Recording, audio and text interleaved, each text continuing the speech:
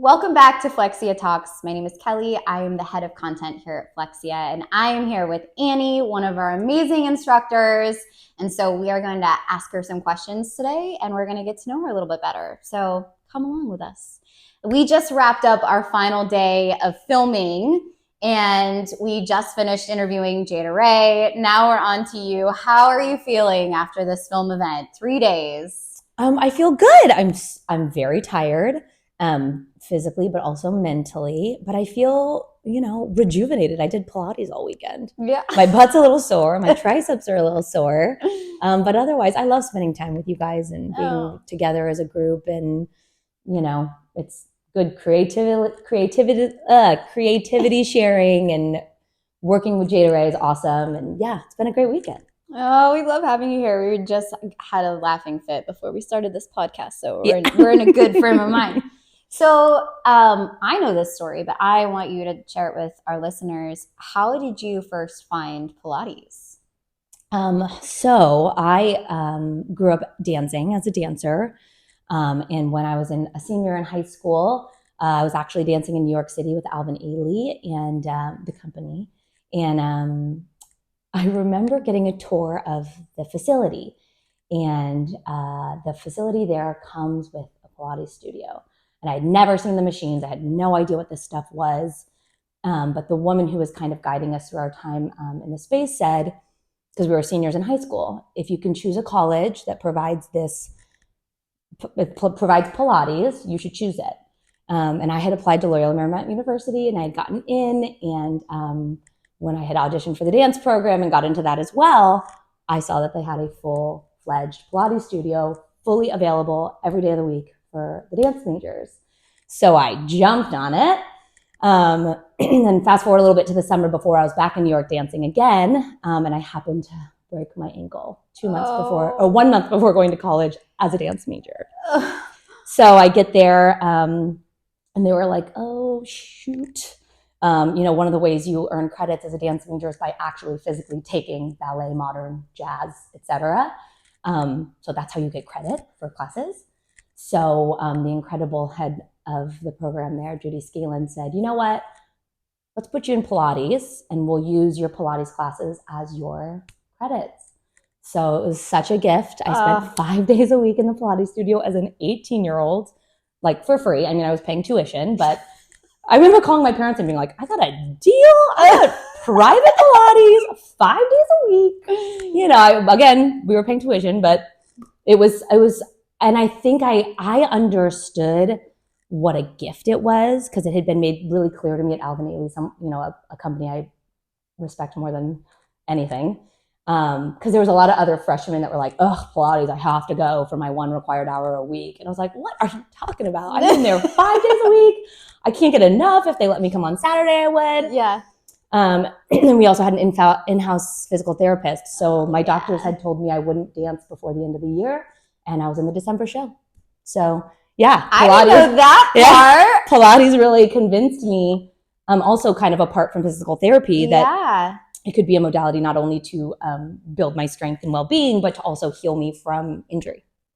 That's phenomenal. Yeah. I love that story. And that was 18 years ago. So. Ever since. That was it. So is that what led you to want to be an instructor, or how did you decide that this was going to be your career? So again, the angel of my life named Judy Scalen, I actually have a tattoo to honor her. She had worked with the pre-med department. I was pre-med as well as a dance major, and they combined my major into what was called the dance sciences major. Because I loved science, I loved anatomy, I loved physiology. Hopefully you guys know that when you take my class. I just love it. And so we combined it into what we call the dance sciences major. And every year I interned in a different place. So I did physical therapy internship. I did one with a doula and a midwife. I did one not a pre-med internship, but I was kind of on the floor in a hospital.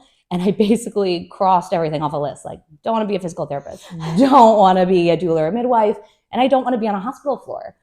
And I came to Judy before my senior year and I said that. I was like, what? I don't know what to do. And she's like, I think Pilates is your life. Wow. And there's this amazing woman named Karen Clippinger in Long Beach who teaches a Pilates certification with dance specialty. Yeah. I enrolled 30 days later, and then I love Loyola Marymount. They allowed me to use my certification and process of completion of certification as my senior thesis.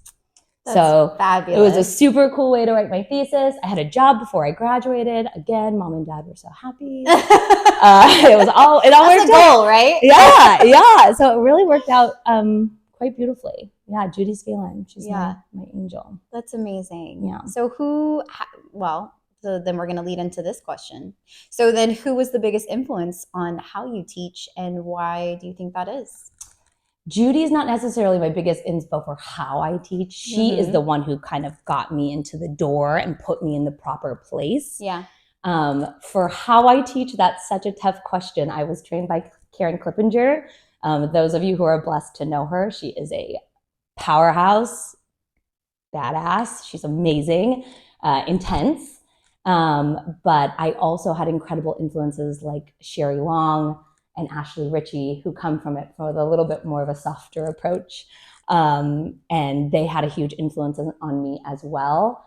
But I would honestly say my teaching style, is an influence of so many different people that I've kind of combined what I like from each one and picked and chose what worked best for me and kind of put that together. Your salad. Your teaching salad. Right. That's exactly right. I love it.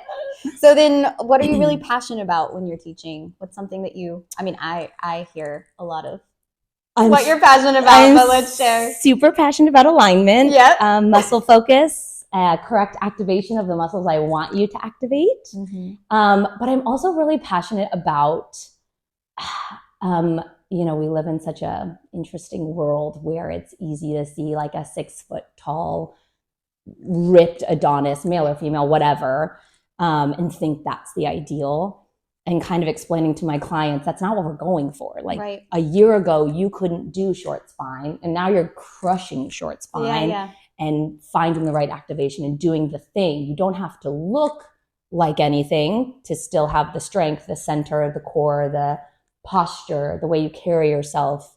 Pilates is not, in my brain, Pilates is not a tool to change physical aesthetics. It is a tool to increase the length of your life, but also increase the joy and quality. Thank you, of your life, feeling so much better just in daily life. It does make it makes life more enjoyable. 100%. Yeah, 100%. absolutely. So what is your current teaching routine like, and what kinds of clients do you work with? Oh man, I'm so blessed. I'm obsessed with my clients. We are in a very serious relationship. I teach only privates and semi-privates. I don't do any group classes anymore. It's kind of a really beautiful phase of my teaching career. I did a ton of group classes in my 20s and kind of phased out of that into only privates and semi-privates. I teach a lot of really young clients. My youngest are 30. 95% of my clients are between 30 and 40. I have a lot of professional athletes, MLB, NHL, and NBA, and an Olympian. And I love working with like incredibly athletic people who are challenging themselves, because I want to dial it back and show them the beauty of not bench pressing 1 billion pounds and, let's take off all the springs but a white and see how it goes for leg work, things like that. It's really fun to challenge and get creative with them. And then my pièce de résistance is pre and postnatal. I love working with pre and postnatal women. Not only because I see that there's a need there. There's not a lot of people caring for our pre and postnatal women in our country, unfortunately. So I really felt that need way back in college when I studied with the doula and the midwife. But also because it's kind of heartbreaking how little people know about their bodies and what happens when a baby grows in your body and what changes and what is so important to keep you safe, and what to do and what not to do, and all these things that can quite literally affect you for the rest of your life if you don't do the right thing during that time. So my mommies are my favorites. I love them so much. They are my people. We are very, very close, as you can imagine. It's a very, not only physically and mentally engaging, but really emotionally, because they're going through a time of their life that's so special, and I get to be a big part of it. So I've actually been at the bedside of a few deliveries too for my clients. No way. That's amazing. That's pretty cool. I love that. What other modalities do you teach? Nothing. Well, that's it. Pilates done. I mean, I am certified in yoga. I am certified in spin as well. I haven't taught spin since my early 20s. I love yoga. I prefer to enjoy it as a practitioner. But I will, of course, teach it if I'm requested or if it's a charitable event or whatever. I do enjoy teaching it. But I'm more of a yoga practitioner. Did you ever watch Schitt's Creek? Oh, yes. When David's like, what did I do to affect the carnage? Yeah. Or it must have been a spin instructor. All I thought of when you said spin instructor or spin. But yes, I love Pilates is my favorite one to teach. I just only teach Pilates. Yeah. It's my jam. Awesome. So do you have a story about teaching one of your clients? Do you have an inspirational moment or something that really, really touched you or felt like changed the way you taught going forward? I'd have to give a mommy story. One of my... Wait, is it going to make me cry? Because no, it's badass. Okay, awesome. All right, go ahead. I think it is, at least. She is one of my dearest, most close friends in Phoenix, and called me. She's pregnant with her first baby. We're so excited. She starts coming in. We're training, and she followed my rules. I have a pretty strict regimen of rules for my mommies, and she was on it. She did what I said. She stuck with it. She did her homework. You name it. Comes to delivery day, and she texted me the day before, like, "Hey, labor pains are starting. It's going to happen. I'll let you know afterwards." I was like, "Great. Can't wait. Sounds good." Mm-hmm. So, the day later or whatever, she texts me and says, she's here and all the information. I said, how'd it go? How are you? It's always my first question is, how are you doing? Blah, blah, blah. And she's like, amazing. I feel incredible. And my doctor wants to meet you. And I said, what? Why does your doctor want to meet me?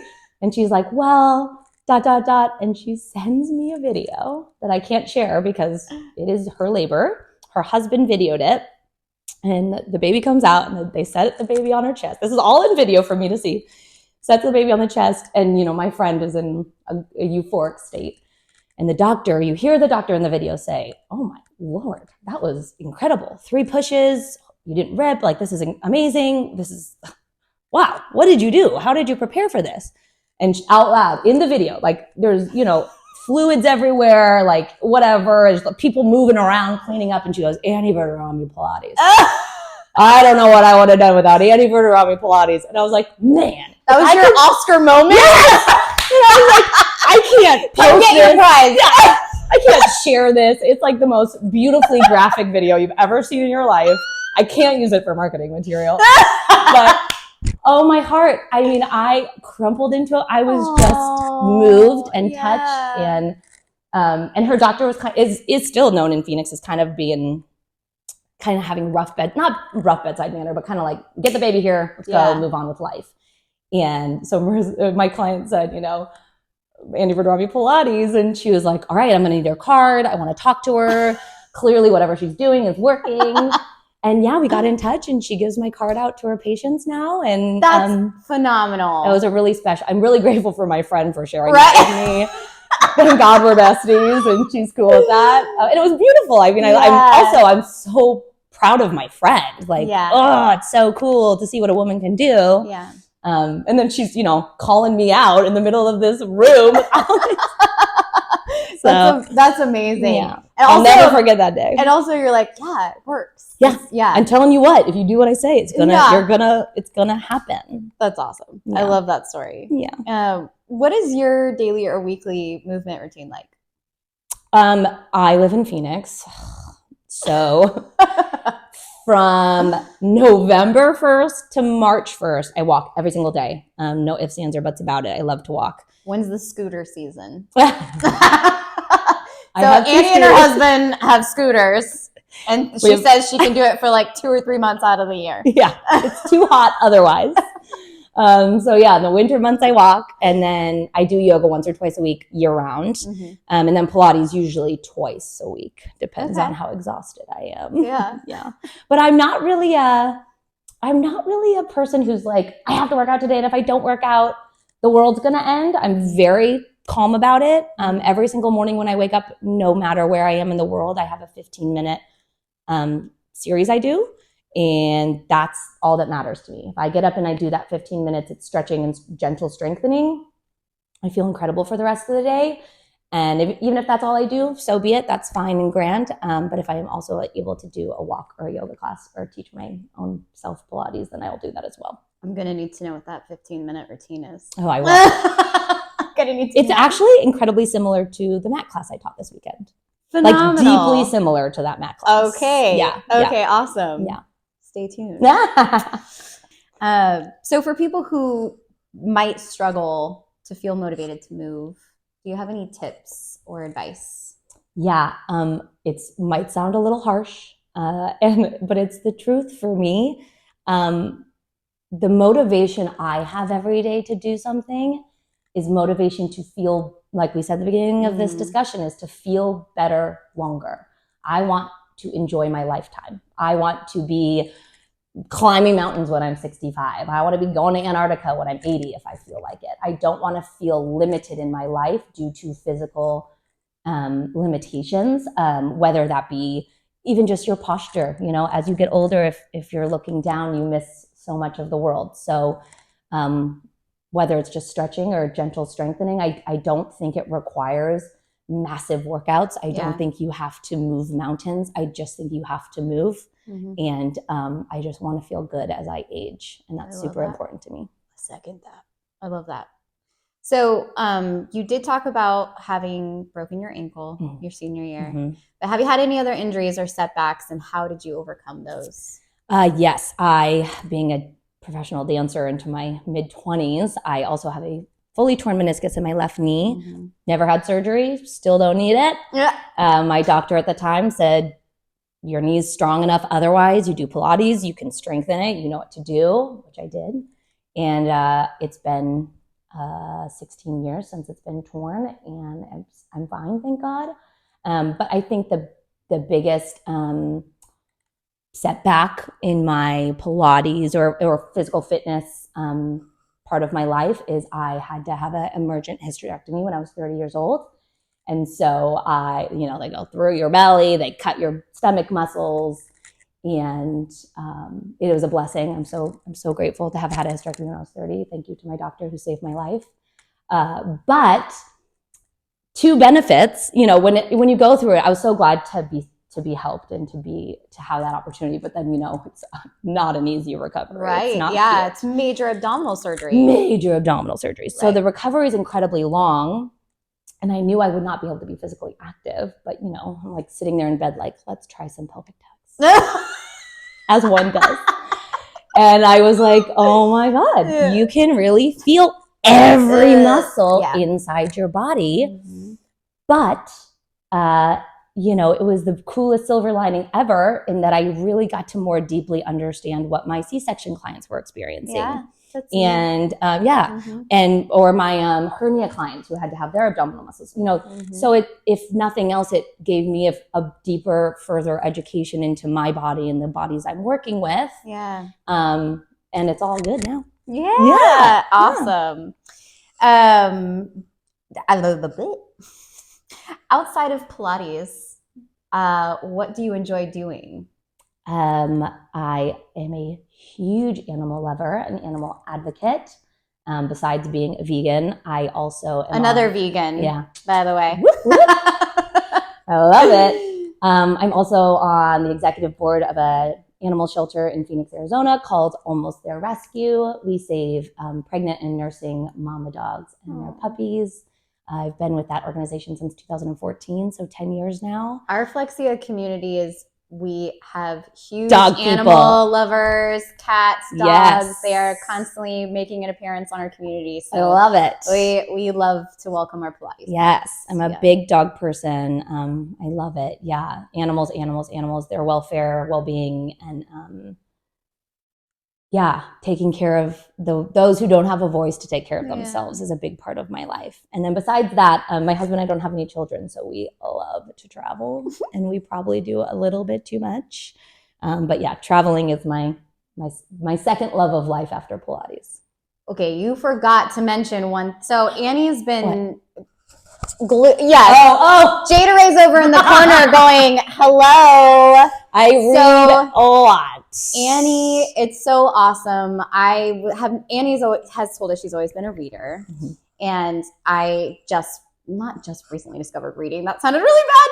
I got into reading like once I got into my 30s. Mm-hmm. And so Annie has been so gracious to give us her book recommendations, because you read how many books have you read since the beginning of 2024?